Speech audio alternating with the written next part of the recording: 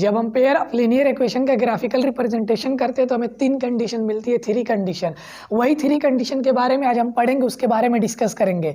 3 condition क्या होती है, जैसे मान लीजिए कि हम जब किसी भी पेयर ऑफ लीनियर इक्वेशन का ग्राफ बनाते हैं तो हमें 2 लाइन मिलती है, दोनों लाइन एक दूसरे को कहीं ना कहीं इंटरसेक्ट करती है, तो जहाँ इंटरसेक्ट करती है वो पॉइंट उनका सॉल्यूशन होता है। कभी कभी कंडीशन ये आती है कि वो दोनों लाइन एक दूसरे को इंटरसेक्ट नहीं करती हैं बल्कि पैरेलल होती हैं, और जो उसकी थर्ड कंडीशन ये आती है कि दोनों लाइन एक दूसरे के ऊपर ही से जाती हैं, तो ये 3 कंडीशन होती है। यानी कि फर्स्ट कंडीशन हमारी ऐसी होती है कि दोनों लाइन, जैसे फर्स्ट लाइन ये, सेकंड लाइन ये, तो इस पॉइंट पर इंटरसेक्ट कर रही हैं। जो इसकी सेकंड कंडीशन आती है कि दोनों लाइन जो है पैरेलल होती हैं, एक दूसरे के पैरेलल रहेंगे। और जो इसकी थर्ड कंडीशन हम लेते हैं वो ये कंडीशन होती है कि अगर मान लीजिए हम कोई लाइन यहाँ पे लिए हैं तो जो सेकंड लाइन जाएगी इसी के ऊपर से चढ़ के जाएगी, इसी के ऊपर बनेगी सेकंड लाइन भी। तो ये 3 कंडीशन होती है graphical representation of A line या ऑफ ए लीनियर इक्वेशन की होती है। तो इसके बारे में हमें पढ़ना है। तो हम जानते हैं कि हमारा लीनियर इक्वेशन इस फॉर्म में होता है a1x + b1y + c1 = 0 and a2x + b2y + c2 = 0। ये फर्स्ट लीनियर इक्वेशन, ये सेकंड लीनियर इक्वेशन है। a1 b1 c1 क्या होता है हमारा, a1 b1 c1 कांस्टेंट होता है। कांस्टेंट का मतलब नंबर, जब भी मैथ में कांस्टेंट की बात आए तो उसका मतलब नंबर, यानी कि a1 b1 c1 हमारा नंबर रहेगा। एंड a2x + b2y + c2, यहाँ पे भी a2 b2 c2 कांस्टेंट रहेगा, मीन्स नंबर रहेगा। इसको समझने के लिए हम एक एग्जांपल लिए हैं, 2x + 3y - 5 = 0 and 4x - y + 3 = 0। अब यहाँ पे हम देख रहे हैं a1 की जगह 2 है। पहला इक्वेशन जो रहेगा, फर्स्ट इक्वेशन वो a1 b1 c1 वाला रहेगा। जो सेकंड इक्वेशन रहेगा उसमें सारी वैल्यू 2 की निकलेगी, a2 b2 c2 की। तो हम देख रहे हैं a1 की जगह 2 है, b1 की जगह 3 है और c1 की जगह -5 है। सिमिलरली a2 की जगह 4 है, b2 की जगह -1 है यहाँ पे, और c2 की जगह हम देख रहे हैं कि 3 है। तो हम देख रहे हैं a1 b1 c1 और a2 b2 c2 की जगह हमारा क्या नंबर मिला।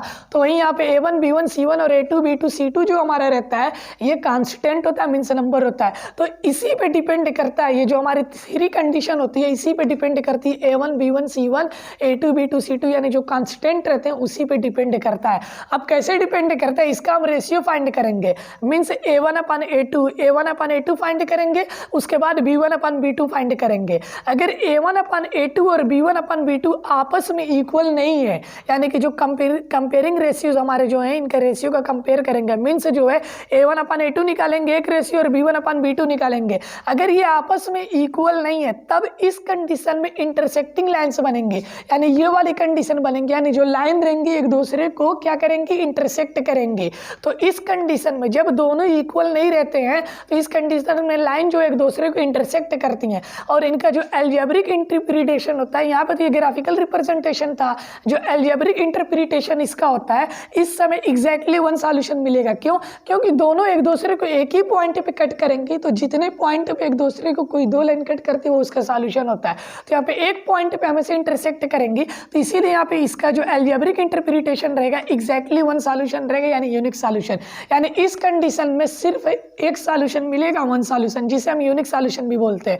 यानी कि a1/a2 is not equal to b1/b2 में लाइन इंटरसेक्ट करती है और उसमें एग्जैक्टली 1 सॉल्यूशन मिलता है। लेकिन अगर हमारा a1/a2 और b1/b2 इक्वल आ जाए, जैसे यहाँ पे a1/a2 is equal to b1/b2 second condition में दोनों इक्वल आ गया, तब हम क्या करेंगे, तब हम c1 को चेक करेंगे, c1/c2 निकालेंगे। अब हम देखेंगे अगर तीनों इक्वल आ गया, a1/b2 is equal to b1/b2 is equal to c1/c2, जब तीनों इक्वल आ गया तो इस कंडीशन में कोइंसिडेंट लाइंस होती है। कोइंसिडेंट लाइंस का मतलब लाइन एक दूसरे के ऊपर चढ़ के जाएगी, जैसे एक दूसरे के ऊपर चढ़ जाएगी, मीन्स यहाँ पे एक लाइन ये तो जो दूसरी लाइन भी रहेगी इसी के ऊपर जाएगी। तो इस कंडीशन को हम क्या बोलते हैं, कोइंसिडेंट लाइंस बोलते हैं ग्राफिकल रिप्रेजेंटेशन में।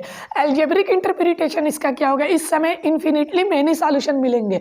क्यों मेनी सॉल्यूशन मिलेंगे, क्योंकि हम जानते हैं कि कोई 2 लाइन जितने पॉइंट पे एक दूसरे को कट करती है या टच करती है वो उसका सॉल्यूशन होता है। लेकिन इस कंडीशन में कोइंसिडेंट लाइन से में जब लाइन एक दूसरे के ऊपर चढ़ के जाएगी तो वह ईच पॉइंट पे, एवरी पॉइंट पे एक दूसरे को टच कर रही है, तो इसीलिए ईच पॉइंट उसका सॉल्यूशन होगा, मीन्स इसमें बहुत सारे सॉल्यूशन होंगे, मेनी सॉल्यूशन हो जाएंगे।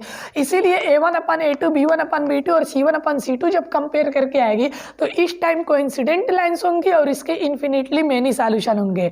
अब जब ये हम कब निकालते हैं, जब a1/a2 और b1/b2 इक्वल आ आ जाते हैं तब C1/C2 को चेक करते हैं।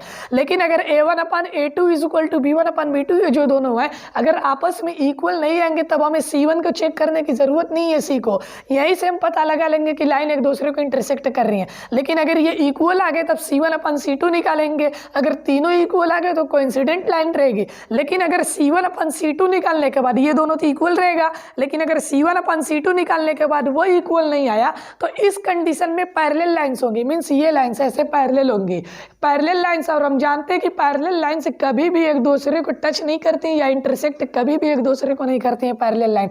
तो जब वो कभी एक दूसरे को इंटरसेक्ट नहीं करेंगी या टच नहीं करेंगी तब उसका नो सॉल्यूशन, कोई सॉल्यूशन नहीं मिलेगा। अब यहाँ पे नो सॉल्यूशन, ये हमारी 3 कंडीशन थी, इसमें हम देख रहे हैं सिर्फ 2 कंडीशन में हमें सॉल्यूशन मिल रहा है। A1/A2 is not equal to B1/B2, इसमें एक सॉल्यूशन मिल रहा है, सिर्फ ओनली 1 सॉल्यूशन इसमें मिलेगा। दूसरी condition A1/A2 is equal to B1/B2 is equal to C1/C2, यानी जब तीनों इक्वल रहे तो इस समय भी सॉल्यूशन मिल रहा है, लेकिन मेनी सॉल्यूशन मिल रहा है, कोइंसिडेंट सॉल्यूशन मिल रहा है। तो जिसमें सॉल्यूशन मिलता है इसको हम बोलते हैं pair of linear equation consistent बोलते हैं, मीन्स पेयर कंसिस्टेंट ये होता है हमारा। लेकिन जिसमें नो सॉल्यूशन मिलता है उसको हम इनकंसिस्टेंट बोलते हैं।